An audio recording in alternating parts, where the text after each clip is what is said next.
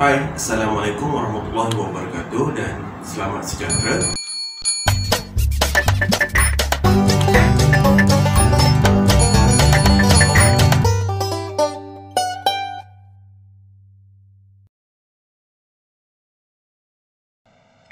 Assalamualaikum warahmatullahi wabarakatuh dan selamat sejahtera. So, hari ini kita akan sambung lagi subjek pengajian perniagaan semester yang ketiga. Okay, masih lagi dalam bab yang ketiga iaitu perniagaan antarabangsa. Okay, tetapi video kali ini kita hanya memfokuskan kepada subtajuk konsep-konsep perniagaan antarabangsa. Objektif pembelajaran diharapkan di akhir video ini pelajar-pelajar dapat mentakrifkan ketujuh konsep perniagaan antarabangsa, iaitu yang pertama dunia tanpa sepadan, yang kedua pasaran menimbul, yang ketiga selatan-selatan, yang keempat globalisasi, yang kelima lokalisasi, yang keenam nasionalisasi dan yang terakhir sekali ialah penswastaan.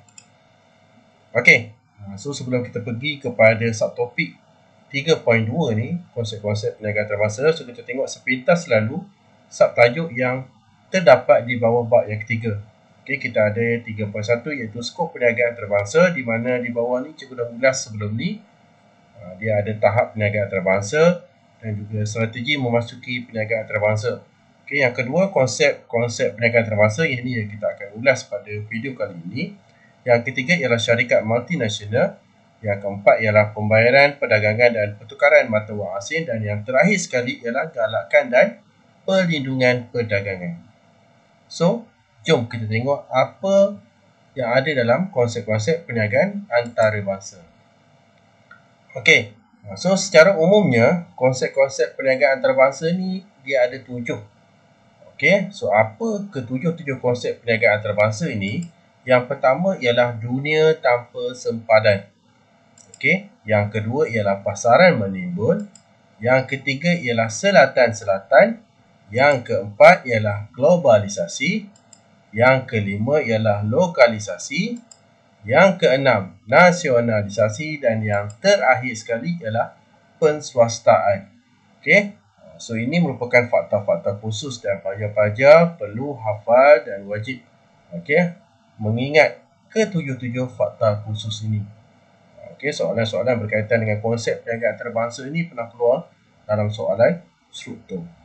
Okey, so kita tengok satu persatu berkaitan dengan ketujuh konsep perniagaan antarabangsa ini. Okey, yang pertama kita tengok konsep dunia tanpa sepadan. Okey, dunia tanpa sepadan ni apa dia? Okey, perdagangan bebas yang tidak dibatasi oleh sempadan negara atau perniagaan melampaui sempadan negara. Okey, kalau kita tengok pada zaman sekarang ni, perniagaan kita ni bukan sahaja orang kata terikat dalam satu kawasan tetapi melampaui sempadan sesebuah negara. Okey, maknanya mungkin ada negara-negara lain yang kita berurusan. Okey, urusan ekspor dan import berlaku tanpa halangan seperti tarif dan bukan tarif. Okey, manusia, modal dan barang serta perkhidmatan dapat bergerak tanpa halangan.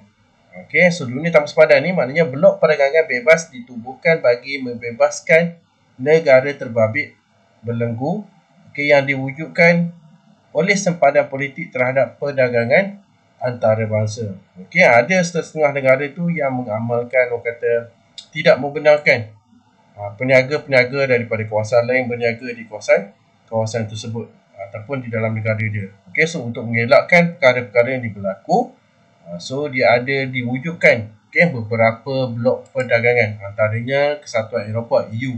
Dia banyak lagi NAFTA dan sebagainya.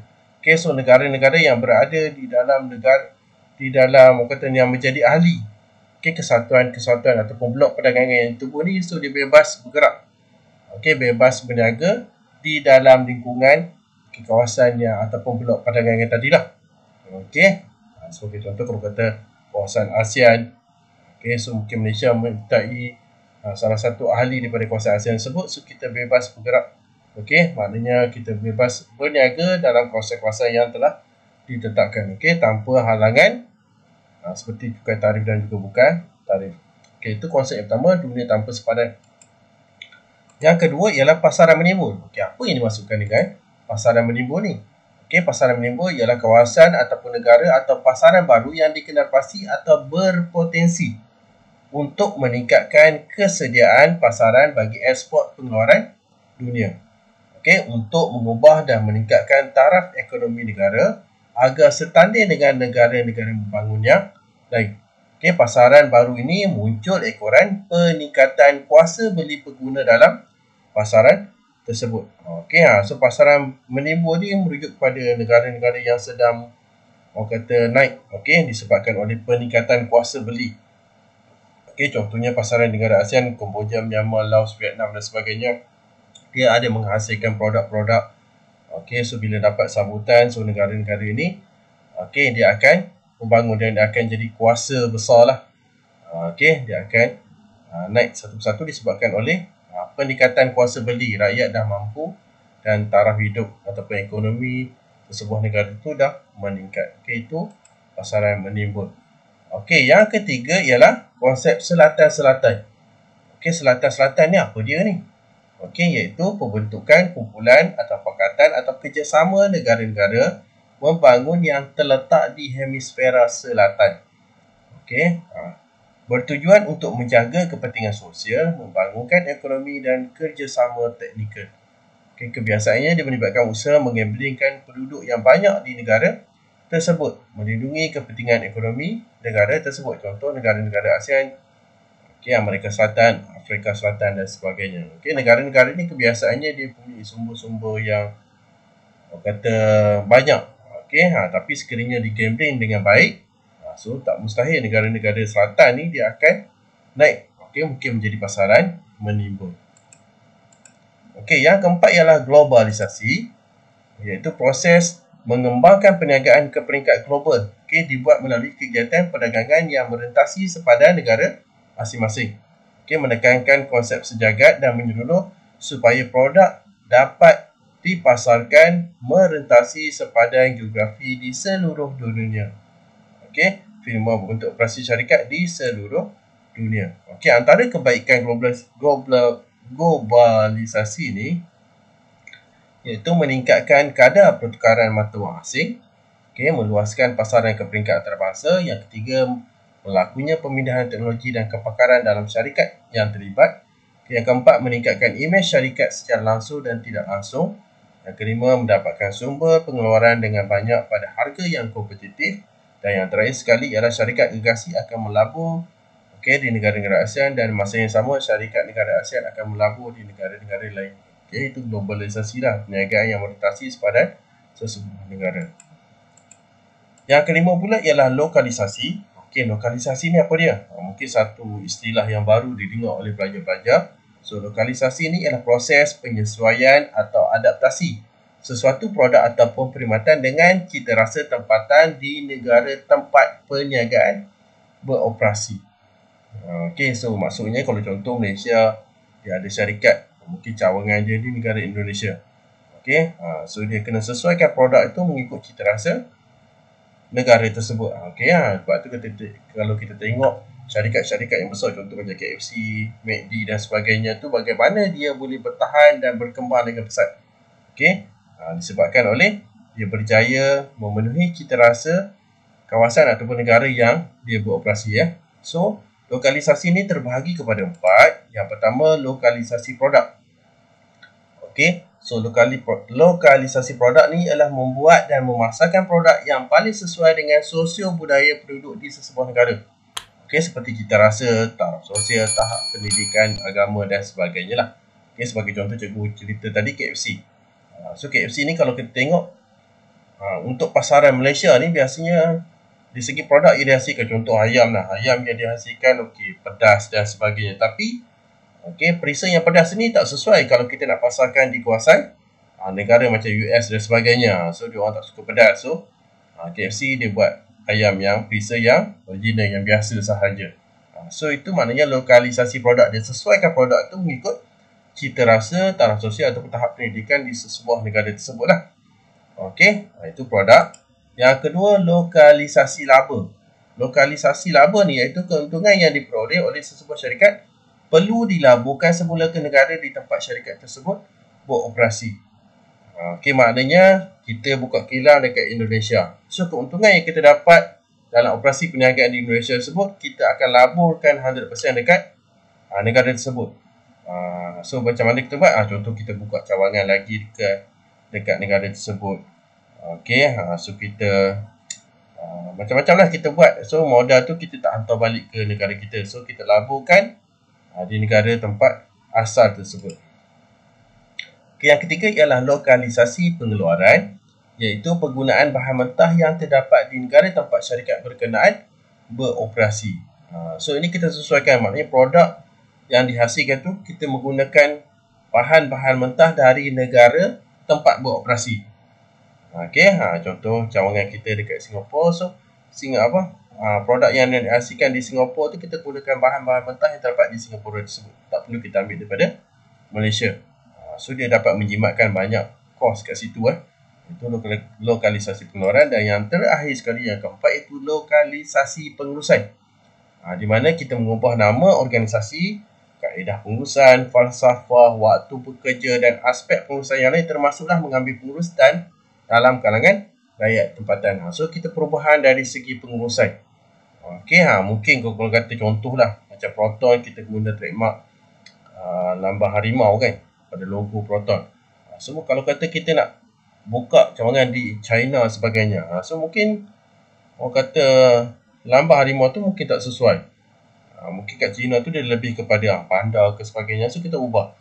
Okey, dari segi pengurusan waktu bekerja pun dah lain dah. Okey, sebab waktu di Malaysia dengan negara lain mungkin tak sama, so kita ubah. Okey, daripada aspek pengurusan, ataupun kita boleh ambil pengurus-pengurus di kalangan rakyat tempatan. Okay, so advantage dia, so kita dapat banyak kelebihan kat situ lah. So dia lebih memahami budaya dekat sana, cita rasa dan sebagainya. So kita lebih mudah untuk menjalankan perniagaan. Okay, itu lokalisasi iaitu proses penyesuaian atau adaptasi sesuatu produk atau perkhidmatan dengan cita rasa tempatan di negara tempat perniagaan beroperasi. Okay, yang seterusnya, yang keenam ialah nasionalisasi. Apa yang dimaksudkan dengan nasionalisasi ni? Iaitu proses menjadikan sebuah perniagaan asing sebagai perniagaan hak milik negara tempatan. Okey, sebagai contoh, kalau kata Indonesia, dia ada cawangan di Malaysia. So kita nak jadikan syarikat milik Indonesia tadi sebagai kepunyaan kata negara Malaysia. Okey, so digunakan, dia ada dua kaedah. Okey, kita nak ambil hak milik perniagaan tersebut, iaitu yang pertama menggunakan kaedah expropriation, iaitu digunakan oleh sebuah kerajaan melalui appropriation, iaitu pengambilalihan syarikat asing dengan pemberian papasan. So maknanya syarikat asing yang beroperasi negara kita, so kita bagi papasan, so kita ambil alih dia punya perniagaan. Ataupun kaedah yang kedua iaitu confiscation, iaitu pengambilalihan syarikat asing tanpa sebarang papasan. Okey.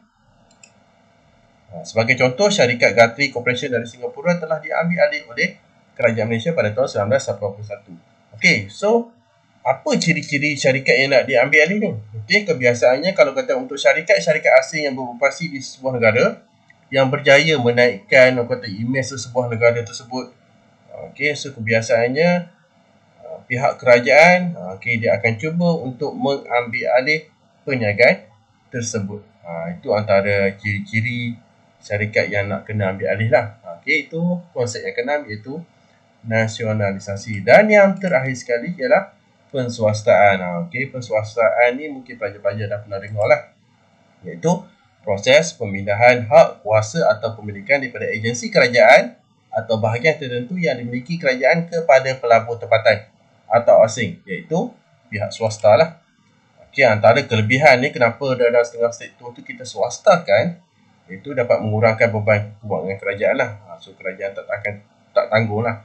Okey, dapat meningkatkan produktiviti perkhidmatan tertentu. Okey, sebab biasanya kalau kita ambil daripada golongan-golongan swasta, bila dah diswastakan ni, sebab matlamat swasta dengan kata agensi di bawah kerajaan ni berbeza. Swasta ni lebih kepada mementingkan keuntungan.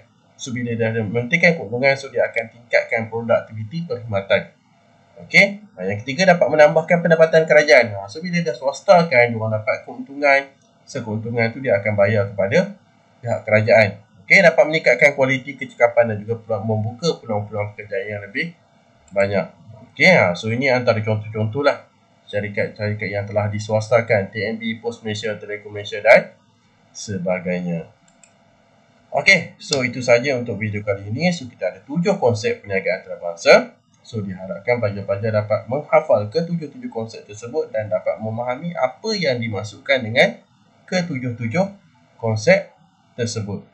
Okey, so kita jumpa lagi pada video-video yang akan datang dan jangan lupa subscribe channel Cikgu. Bye-bye.